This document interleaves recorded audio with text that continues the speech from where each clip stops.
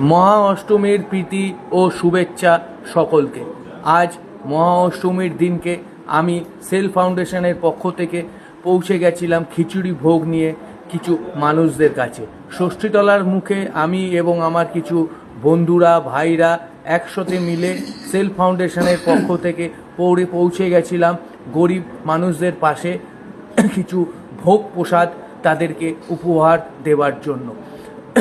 সে ষষ্ঠীতলার আশেপাশে সকলকে এই ভোগ প্রসাদ দিতে পেরে তাদের আনন্দে ভাগিদার হতে পেরে আমার খুবই আনন্দ এবং উৎসাহিত হলো।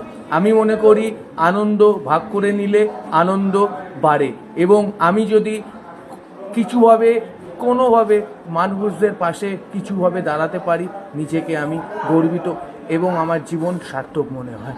আমি সেল ফাউন্ডেশনের পক্ষ থেকে আজকে এই সুযোগটা পেয়ে এবং মানুষদের পাশে দাঁড়ানোর যে সুন্দর কাজটা আমাকে দায়িত্ব দেওয়া হলো, তার জন্য আমি সেল ফাউন্ডেশনের কাছে সত্যি কৃতজ্ঞ এবং ধন্যবাদ সেল ফাউন্ডেশনকে। সকলকে আবারও মহা অষ্টমীর প্রীতি ও শুভেচ্ছা জানিয়ে সকলের আজকের দিনটা খুব আনন্দের সাথে এবং ভালো কাটুক সেই কামনা নিয়ে আমি শেষ করলাম।